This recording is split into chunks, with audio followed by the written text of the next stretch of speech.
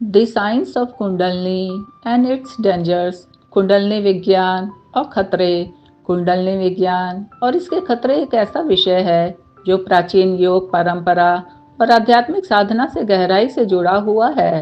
इसे समझने के लिए हमें इसके वैज्ञानिक, दार्शनिक और व्यवहारिक पहलू पर विचार करना आवश्यक है।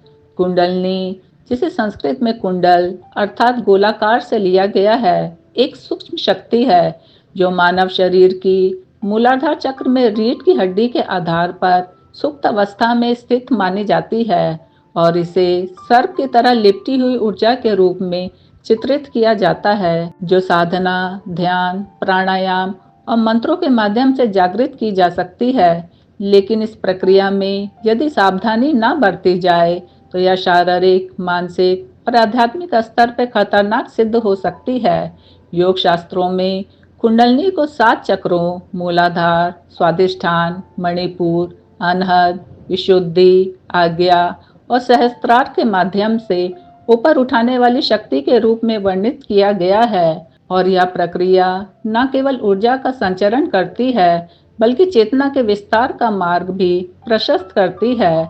इस शक्ति का अनियंत्रित या असमय जागरण व्यक्ति के लिए विनाशकारी हो सकता है। वैज्ञानिक दृष्टिकोण से देखें तो कुंडलनी को तंत्रिका तंत्र और मस्तिष्क के बीच एक गहन संबंध के रूप में समझा जा सकता है, जहां यह सिंपैथेटिक और पैरासिम्पैथेटिक नर्वस सिस्टम को प्रभावित करती है और न्यूरोट्रांसमीटर्स जैसे सेरोटोनिन, डोपामाइन और एंडोर्फिन के स्राव को संतुलित करने में भूमिका निभाती है, जिससे व्यक्ति को अलौकिक अनुभव हो सकते हैं। लेकिन यदि यह प्रक्रिया अनुचित ढंग से सक्रिय होती है तो यह न्यूरोलॉजिकल असंतुलन जैसे मिर्गी, माइग्रेन या मानसिक विकारों को जन्म दे सकती है।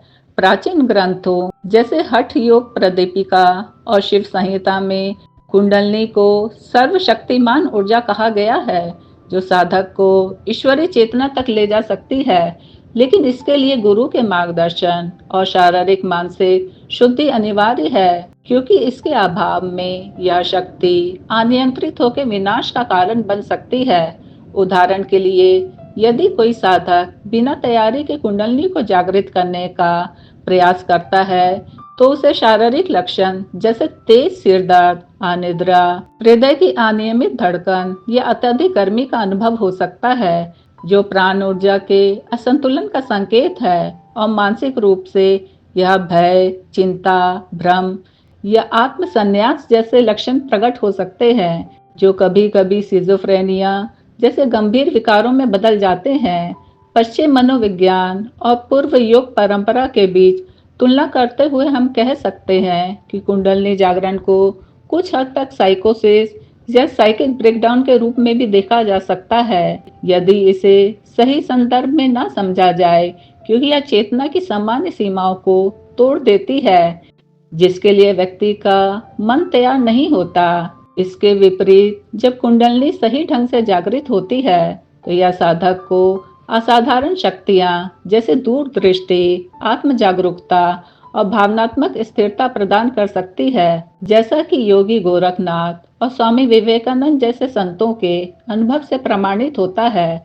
लेकिन यह तभी संभव है जब साधना क्रमबद्ध और संतुलित हो। कुंडलनी विज्ञान में प्राणायाम और आसन जैसे हठ योग के अभ्यासों का विशेष महत्व है, क्योंकि ये शरीर में नाड़ियों, इड़ा, पिंगला और सुषुम्ना को शुद्ध करते हैं, जिससे शक्ति का प्रवाह सुगम होता है। लेकिन यदि नाड़ियां अवरुद्ध या अशुद्ध हो तो कुंडलनी का उदय इन अवरोधों को बलपूर्वक तोड़ने का प्रयास करती है, जिससे तीव्र शारीरिक और मानसिक पीड़ा हो सकती है। कई मामले सामने आते हैं जहां साधकों ने असमय कुंडलनी जागरण के कारण गंभीर स्वास्थ्य समस्याओं का सामना किया है। आधुनिक चिकित्सा विज्ञान भी इस प्रक्रिया को पूरी तरह समझने में असमर्थ रहा है, क्योंकि कुंडलनी का प्रभाव सूक्ष्म शरीर पे होता है, जिसे मापने के लिए कोई वैज्ञानिक उपकरण अभी तक विकसित नहीं हुआ है। हालांकि कुछ अध्ययनों में इसे ऑटोनोमिक नर्वस सिस्टम के असामान्य सक्रियकरण से जोड़ा गया है। कुंडलनी के खतरे तब और बढ़ जाते हैं जब इसे केवल शक्ति प्रदर्शन या अलौकिक अनुभव प्राप्त करने के लिए जागृत करने का प्रयास किया जाता है, बिना इसके आध्यात्मिक उद्देश्य को समझे।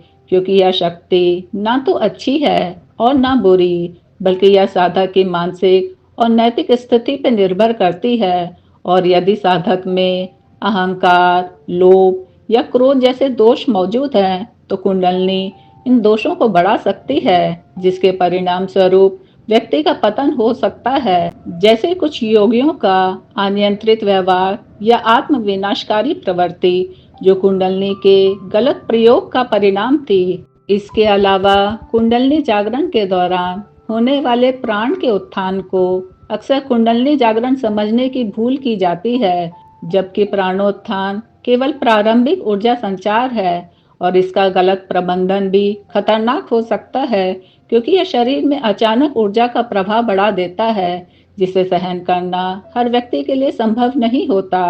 कुंडलिनी विज्ञान को समझने के लिए यह भी आवश्यक है कि इसे केवल रहस्यमय या अलौकिक न मानकर एक प्राकृतिक प्रक्रिया के रूप में देखा जाए, जो मानव चेतना के विकास का हिस्सा है। इसके लिए वैज्ञानिक अनुसंधान और पारंपरिक ज्ञान का समन्वय आवश्यक है, ताकि इसके लाभों को सुरक्षित रूप से प्राप्त किया जा सके। कुंडलिनी के खतरे मुख्य रूप से 3 स्तरों पर देखे जा सकते हैं: शारीरिक, मानसिक और आध्यात्मिक। जहां शारीरिक स्तर पर यह असंतुलित ऊर्जा के कारण अंगों को नुकसान पहुंचा सकती है। मानसिक स्तर पर यह व्यक्तित्व विघटन या भ्रम पैदा कर सकती है, और आध्यात्मिक स्तर पर यह साधक को उसके मूल लक्ष्य से भटका सकती है। कुंडलिनी साधना केवल अनुभवी गुरु के मार्गदर्शन में और पूर्ण समर्पण के साथ की जानी चाहिए।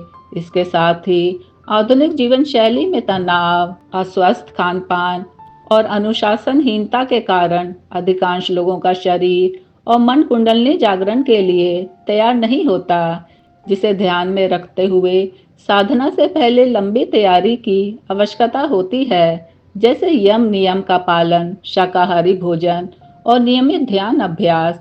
कुंडलिनी विज्ञान का एक पहलू यह है कि यह व्यक्ति की कुंडलिनी ऊर्जा को मुक्त करके उसे ब्रह्मांड की अनंत शक्ति से जोड़ता है। लेकिन इस प्रक्रिया में यदि साधक का अहंकार मिट नहीं पाता, तो यह शक्ति उसके लिए अभिशाप बन सकती है।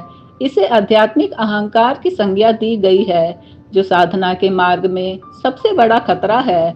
कुंडलिनी जागरण के सकारात्मक पहलुओं में यह शामिल है कि यह व्यक्ति को अपनी आंतरिक क्षमताओं से परिचित कराती है और उसे जीवन के उच्च उद्देश्य की ओर ले जाती है। लेकिन इसके लिए धैर्य, संयम और नैतिकता अनिवार्य है, क्योंकि इसके बिना यह प्रक्रिया अधूरी या हानिकारक रह सकती है।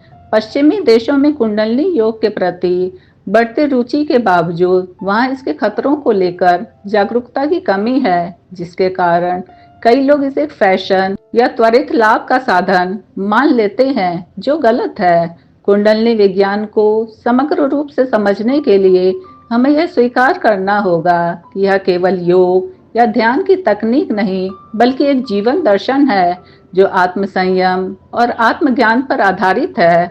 और इसके खतरे तभी उत्पन्न होते हैं जब इसे अधूरे ज्ञान या गलत इरादों के साथ अपनाया जाता है। अंत में यह निष्कर्ष महत्वपूर्ण है कि कुंडलिनी जागरण एक शक्तिशाली उपकरण है, जो सही हाथों में जीवन को परिवर्तित कर सकता है, लेकिन गलत प्रयोग में यह विनाश का कारण बन सकता है।